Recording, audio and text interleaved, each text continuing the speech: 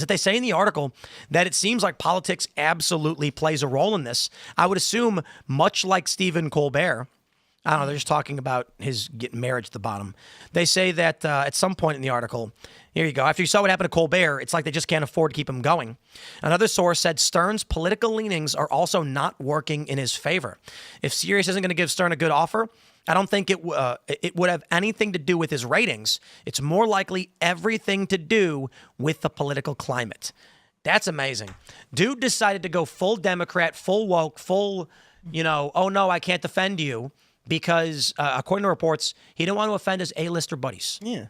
Doesn't seem like he needed to do that either. What's interesting is, like, it would have been weird. I think we were talking about before the show, like, if he was still doing the shock jock thing, like, into his 60s, and he's pulling out his AARP card while doing the same type of crap he was doing when he was in his 30s, that wouldn't work either. But that's not the same thing as kind of planting your flag politically and turning it into something that it doesn't need to be. Like, you can do apolitical stuff that still leans into the audience that's there for, like, drive time radio. But he also has, like, well over 100 employees, and he's like, of that contract, I think I saw estimates anywhere from 77 to 200, 25 to 35 on the main production team, and plenty more for post-production and after.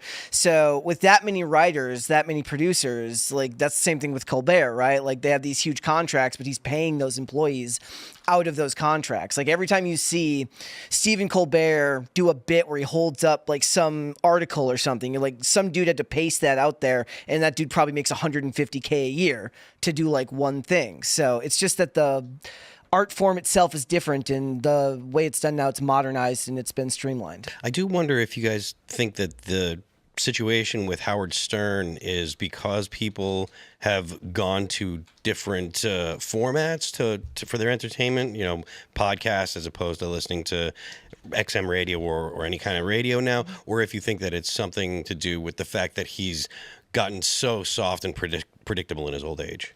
I think it's probably all the factors. I mean, you got to think about Howard Stern, how he became big, and all those shock jocks and talk radio hosts. I mean, because he came up at the same time with Rush Limbaugh, and Rush Limbaugh, when he first came out, was considered a shock jock himself, much more so, and is saying more offensive things that he would say 30 years later.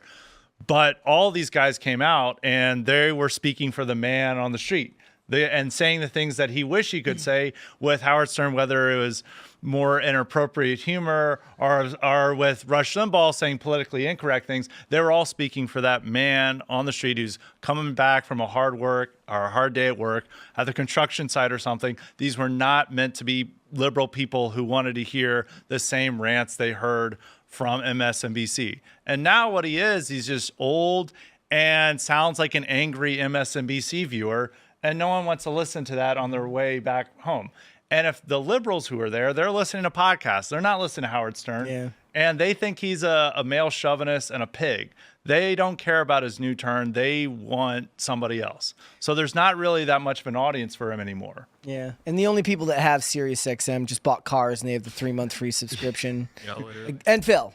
Yeah. And Phil has Sirius. Yeah, I do. Fox News that's why. Yeah. So, but it's worth the low price, so that way you can listen to like Brett Baer. I think they said that at his highest, his audience was 20 million listeners or 20 million viewers, and now it's down to like 125,000. It was big, but remember at the time, you're still dealing with a situation where he kind of had a captive audience, right? Yeah. There weren't so many options. You didn't have cell phones or computers in your pocket where you could stream whatever you wanted to at any given time. It was, okay, it's Howard Stern or whoever is competing with Howard Stern in that time slot in the car. That was it. You only had the radio. So 20 million people, sure, it was huge, absolutely, but it was because of, or at least partly because of the fact that the options were so limited. That's what it was with TV. Like the worst TV show in 1998 got ratings that would absolutely obliterate anything that's coming out right now. Oh, dude. Like they would get canceled. Like, was getting 20 million. Yeah, like shows in the 90s would get canceled on the numbers of the greatest television show of the year in 2025. I mean, there's a bunch of shows that I liked on Fox that it was like the show wasn't doing well enough. It was only getting 6 or 7 million. Yeah. And today it's like 200,000. They said that about the X-Files. Like it was like only 10 million viewers per episode. Like in the. That's crazy. But it was because you were comparing it to everybody else. Mm-hmm. Now it's wild to think that there will never be another Howard Stern. There will never be even like Bill Maher, even where Tucker Carlson was. They're not getting that back. And it's funny because Fox News has this big viewership. But with all due respect to the Fox crew, their viewers are 70. To be fair, slightly younger than MSNBC and CNN. They're like 68. But still, Howard Stern, like, okay, let's try this. What was the average age of a Howard Stern listener in like the 90s? When was his peak? It was like the 90s, right? Like, Probably in their 30s. Yeah. so they're in their mid to late 60s now? Yeah. Yeah, they're not buying stuff. They likely own several homes. Not all of them, but many of them. That's boomers. They do. A lot of corporate equities. What is he selling to them? What's he selling? What product is he selling to them? No idea. So the advertisers who come to Howard Stern or Sirius, I got to be honest. I don't know anybody who has Sirius. Do you?